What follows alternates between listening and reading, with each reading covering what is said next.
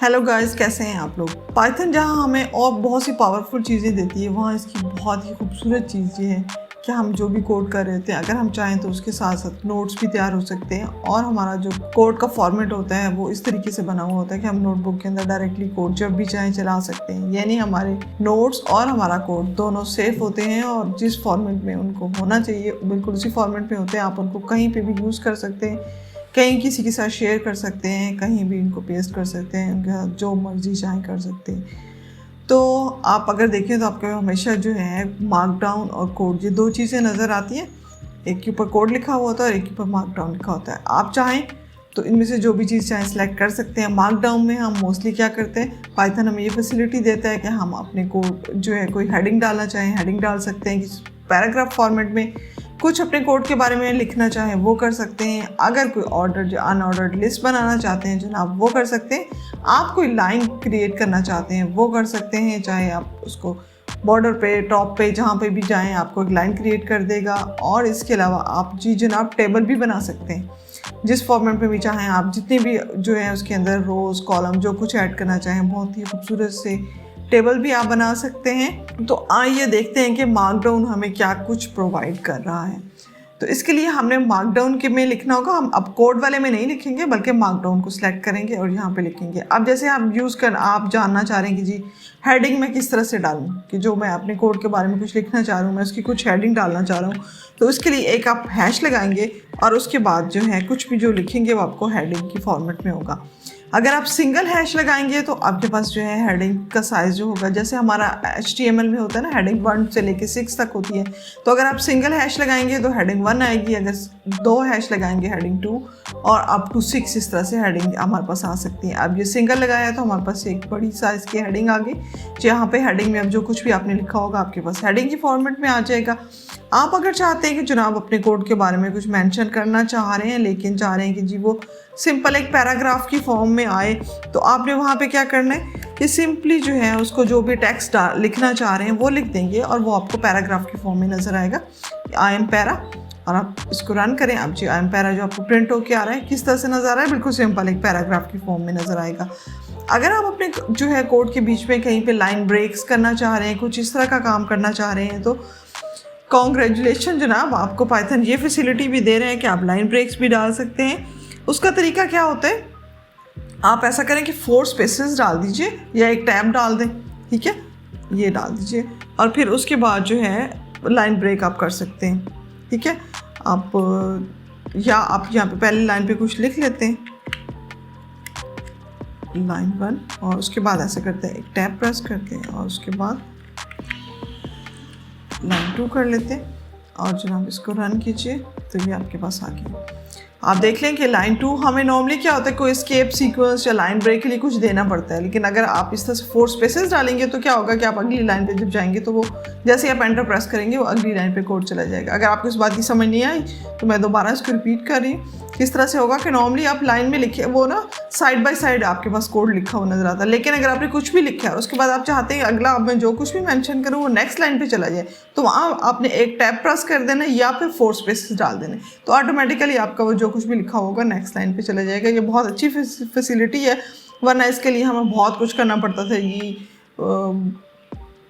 Backward slash डालें या कुछ भी और तरीके इख्तियार करें, उसके बाद हम ये चीज़ कर सकते थे। लेकिन यहाँ पे हमारे लिए बहुत इजी है कि 4 स्पेसेस डालें हैं, एक टैब डाल लेंगे और नेक्स्ट लाइन पे जो है हमारा लाइन जो है शिफ्ट हो जाएगी। आप अगर चाहते हैं कि जी अपने टेक्स्ट को कहीं पे बोल्ड करना चाहते हैं तो वहाँ पे आपके लिए जनाब जी आगे ये डबल स्टार है और आप उसको जो है इस तरह से लिखेंगे तो आपके पास जो भी आप लिखेंगे वो बोल्ड में होके आ जाएगा। आप देखिए बोल्ड क्या होता है, यानी वेटेज उसका थोड़ा ज़्यादा होके आ जाता है। यहाँ पे आपके पास एक और फैसिलिटी भी है, अगर आप डबल अंडरस्कोर यूज़ करें तो भी बोल्ड हो जाएगा।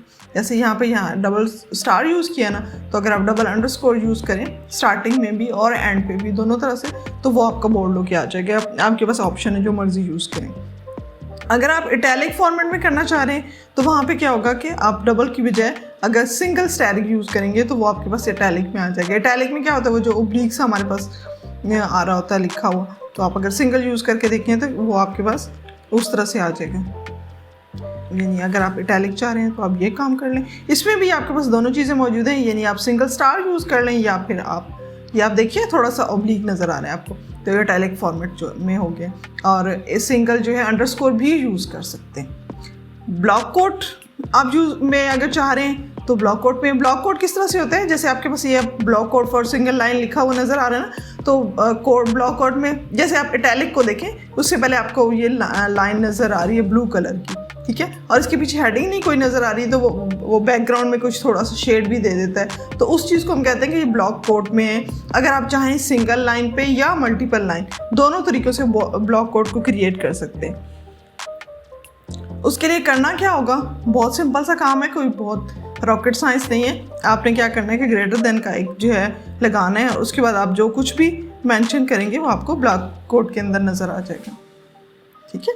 अब ये देखें, आपको ये ब्लू कलर की एक लाइन नज़र आ रही है, कोड लिखा हुआ है, और उसके बाद जो है नेक्स्ट जो है आपको बैकग्राउंड में भी थोड़ा सा शेडेड सा नज़र आ रहा है। इस तरीके से हमें ब्लॉक कोड जो है नज़र आते हैं। अगर हम मल्टीपल लाइन में चाह रहे हैं तो क्या करेंगे कि ये एक सिंगल ब्रैकेट जैसे मैंने डाली थी ग्रेटर देन का साइन, तो आप नेक्स्ट क्या करेंगे, अगली लाइन पे जो है छोड़ देंगे खाली, उसको चलें करके देख लेते हैं, और उसके बाद नेक्स्ट लाइन पे चले जाएंगे, ठीक है। तो अब क्या होगा कि आपके पास ये सिंगल यहाँ पे, ठीक, अब आपके पास मल्टीपल लाइन की चॉइस आ गई जी। अब मल्टीपल लाइन का आपके पास ब्लॉक कोड तैयार हो गया, ठीक हो गया। आप ऑर्डर या अनऑर्डर्ड लिस्ट बनाना चाह रहे हैं तो जनाब वो भी बना सकते हैं। करना क्या है, आपने जैसे सपोज चाहते हैं कि लिस्ट से पहले मुझे 1 नज़र आए, तो क्या करें जनाब कि उस 1 लिखें, उसके बाद डॉट डालें, और ये आपकी लिस्ट तैयार हो जाए। जैसे भी आप चाह रहे हैं उसको तैयार कर लीजिए।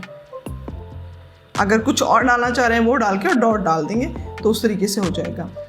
एक और बहुत अच्छी फैसिलिटी जो यहाँ पे मार्कडाउन के थ्रू हमें हासिल हो रही है कि हम ब्लॉक ऑफ कोड्स अगर चाह रहे हैं ना, तो वो भी हमारे पास आ सकते हैं।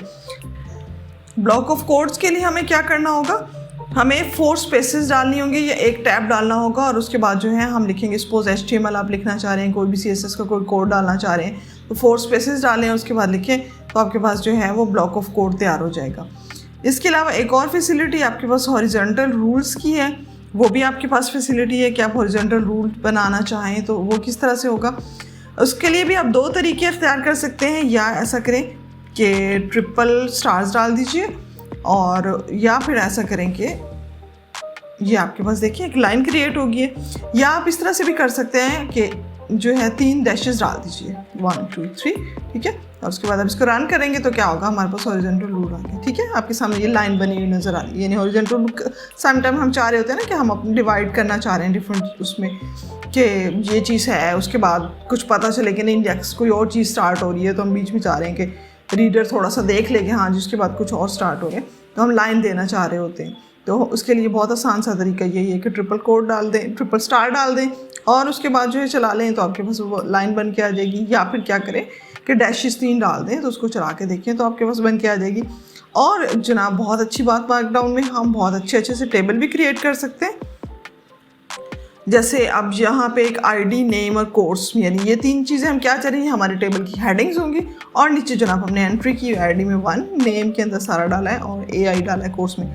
अब इस टेबल बनता बेसिकली किस चीज़ से हो रहा है, ये जो अब सेकंड लाइन पे आपको नज़र आ रही है ना, यानी आप ये यूज़ कर सकते हैं लाइन बार्स भी इसको हम कहते हैं, ये बार्स को यूज़ करेंगे और बीच में डैशेस डालेंगे, ठीक है। तो इससे आपको जो है एक टेबल का फॉर्मेट तैयार हो जाएगा। ये बार्स डालने की वजह से आपके साइड के बॉर्डर बनते हैं, और बीच में डैशेस डालने की वजह से आपके पास रो कॉलम में वो डिवाइड होकर आ जाएगा। तो अब ये आपको एक बहुत अच्छा सा टेबल देख लीजिएगा आपके सामने आ रहा है, ये लें ID, नेम और कोर्स के साथ, और देखें कितना ईजी है ये, यानी एज़ कम्पेयर टू हम HTML CSS में जब टेबल बनाना चाहते हैं हमें बहुत सारा उसके ऊपर वर्क करना पड़ता है, जबकि यहाँ पर मार्कडाउन में इट्स वेरी इजी कि पाइपलाइन डालनी है और बीच में डैशेस डालनी है और आपके पास ये टेबल रेडी हो गया। मेरा नहीं ख्याल कि कोई भी और चीज़ इतना सिंप्लीफाई करके हमें ये चीज़ देती है कि जी हम जो है टेबल क्रिएट कर सकें। मोस्टली जो है ये थोड़ा सा लेंथी प्रोसेस होता है टेबल बनाने का।